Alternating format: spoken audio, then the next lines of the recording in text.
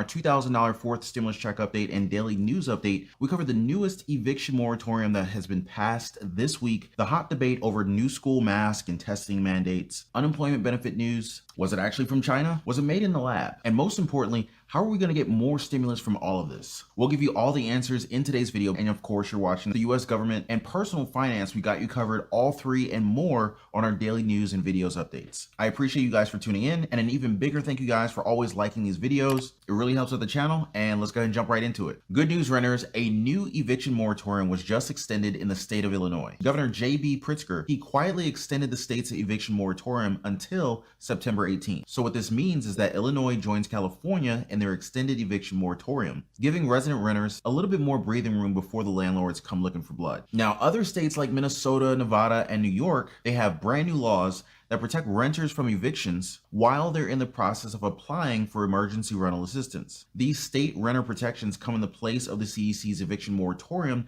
that was blocked a few days ago by the Supreme Court. Top Biden officials co-wrote a letter to local and state governments saying no one should be evicted before they have a chance to apply for rental assistance, and no eviction should move forward until that application has been processed. We are encouraging all other states and local governments to use their legal authorities to appropriately put in place or extend their own eviction moratoriums. Now, to help out, we're keeping our community posted on all of the local eviction bans, as well as protections available for them. Not to mention the rental assistance programs that have only given out about 11% of their funds so far. Definitely a whole lot more room for new applications. So guys, don't hesitate. Check out the rental assistance available in your area via the US Treasury or the NLIHC. Both the Treasury and the NLIHC have searchable lists of all the rental assistance programs that are in your area. Very easy to navigate. So, just go ahead and look them both up. Check them out. Just go on Google and they should pop right up. Drop a quick comment down below. Let me know what your living situation is like right now where you're at. Are you guys renting? And will this eviction cliff affect you and your loved ones? Let's talk about it in the community. We're also waiting on news from Congress for any moves on their part. You've got Representative Cori Bush. She is not taking this sitting down.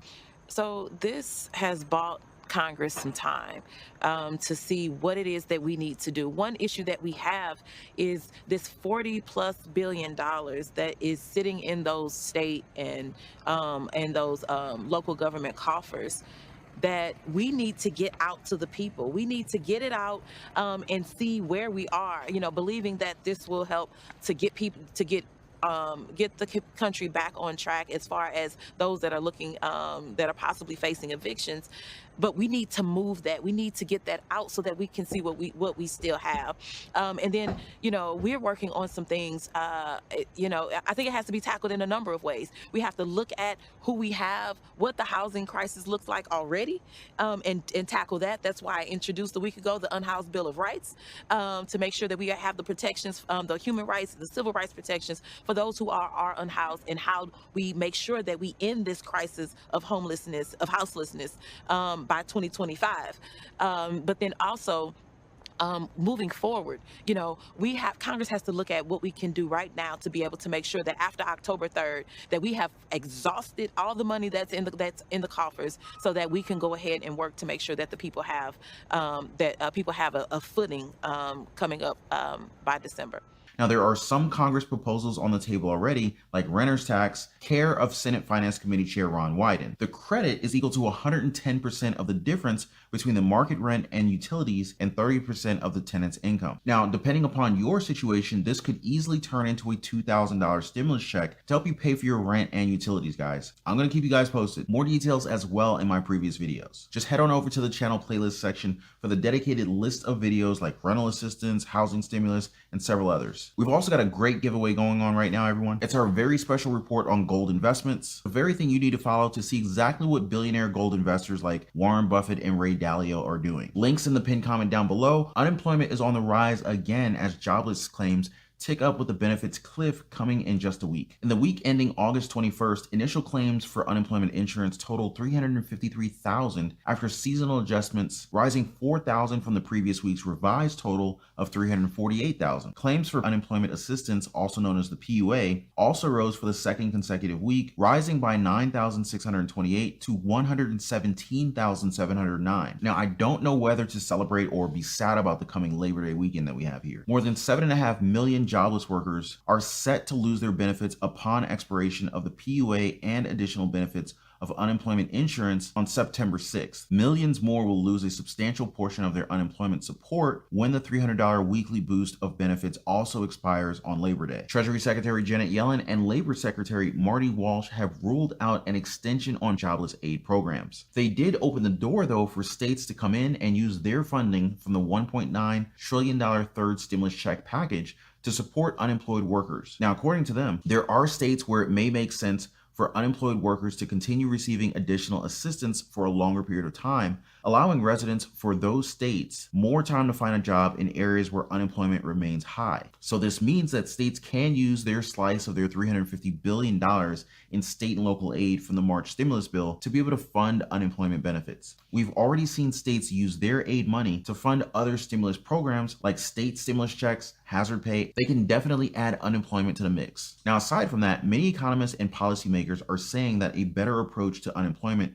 would be to build in more and better triggers that would allow the UI system to adjust more quickly, automatically, and smoothly. I don't know, my stimulus senses are tingling on this one, but we'll keep an eye out for this one too in our future videos. All right, guys, so here's the big one with the U.S. intelligence report on the origins of... A new report says U.S. intelligence agencies are still divided on the origins of... Results of a review ordered by President Biden were released today.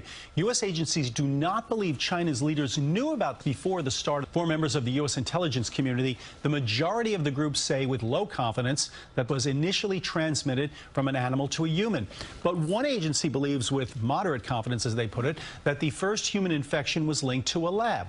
Analysts say it was not developed as a bioweapon. A lot of theories on this report, guys. Now, according to the report by the intelligence community, both the lab leak theory and the naturally occurring theory were plausible. Their summary said SARS-CoV-2 that caused the probably emerged and infected humans through an initial small scale exposure that occurred no later than November 2019. As a biological weapon, most agencies also assess with low confidence the SARS-CoV-2 probably was not genetically engineered. Now, the most interesting part is this lie about China. China's officials did not have foreknowledge of before the initial outbreak emerged. But the report also notes that the report was inconclusive in large part due to a lack of cooperation from the Chinese government. That definitely raises some eyebrows here. After the report, President Biden followed up with a statement saying, while this review was concluded, our efforts to understand the origins of will not rest. We will do everything that we can to trace the roots of this outbreak that has caused so much pain and death around the world so that we can take every necessary precaution to prevent it from happening again. President Biden also criticized China. He said, to this day, China continues to reject calls for transparency and withhold information even as the toll of it continues to rise. We needed this information rapidly from China while it was still new. Connected to this, there's a major stimulus bill from House Representative Mo Brooks that wants to force communist China to pay for America's trillions in... Now, according to Mo Brooks, my bill, the China Restitution Act, holds communist China accountable for their horrific actions and compensates American citizens and governments for the losses suffered at the hands of communist China. This is definitely one of our bills to watch out for as it proposes a lot of stimulus pay for China. This bill would allow individuals to be made whole from their injuries from including loss of earnings, medical expense loss, replacement services loss, and loss of death. Financial losses of American businesses caused by reimbursement of all money spent by the Federal General Treasury to fund the response to and reimbursement of the financial losses of each state and locality resulting from... Now, it's basically saying make your own stimulus, guys. Now, as for the how, the bill plans to impose a 10% tariff on Chinese products coming into the United States and an increase of 10% per year until China's done paying. Now, Brooks also wants other countries to do the same for their losses. This is actually getting me pretty excited as we can definitely trace this back all the way back to the G7 summit where President Biden met up with the other 6 richest countries in the world and basically got an agreement to stand up to China. I look forward to more developments on this one. And we can also look forward to this as one of the proposals that could actually potentially make their way into the $3.5 trillion stimulus package in Congress right now. Remember, guys, a big speed bump here is a large price tag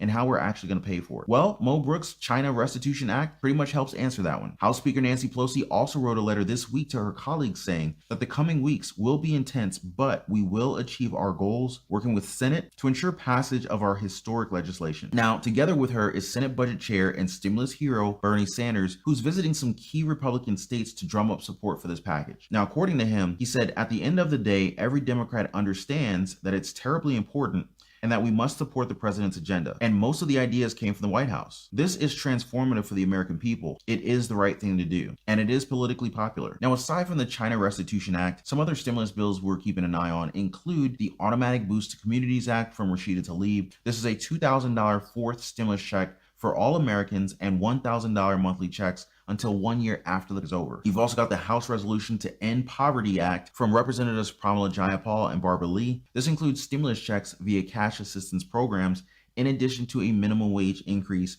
expanded unemployment insurance, canceling of all unpayable debt, affordable and public housing, not to mention free education. Now, the guaranteed income bill from Representative Ilhan Omar is up to $1,200 per month for adults and $600 for kids. Poverty is a policy choice, and so is stimulus. Really, guys, if any one of these proposals gets into that $3.5 trillion stimulus package, I think we'll be pretty good. All of these stimulus programs and more in our coming news updates. And while you're waiting, get your free copy of our special report on gold investments. The link is right down below. So whenever you're ready to follow the footsteps of billionaire gold investors like Warren Buffett and Ray Dalio, go ahead and hit that link, or you can even go directly to bigeconomicalerts.com/gold and get your free copy. Did you guys catch all that? Our $2,000 fourth stimulus check update and daily news update, we included the newest eviction moratorium that was passed this week, the hot debate over school masks and testing mandates. We cover the unemployment benefits news and the official U.S. intelligence report on the origins of this. Share this video with your friends and your loved ones so that they know about it too. And hey, have you subscribed to the channel? What about that notification bell? Did you have it turned on yet? So don't miss one single piece of stimulus in my latest, most accurate updates. Once again, I just want to thank you guys so much for liking the video. I look forward to seeing you guys on the next one.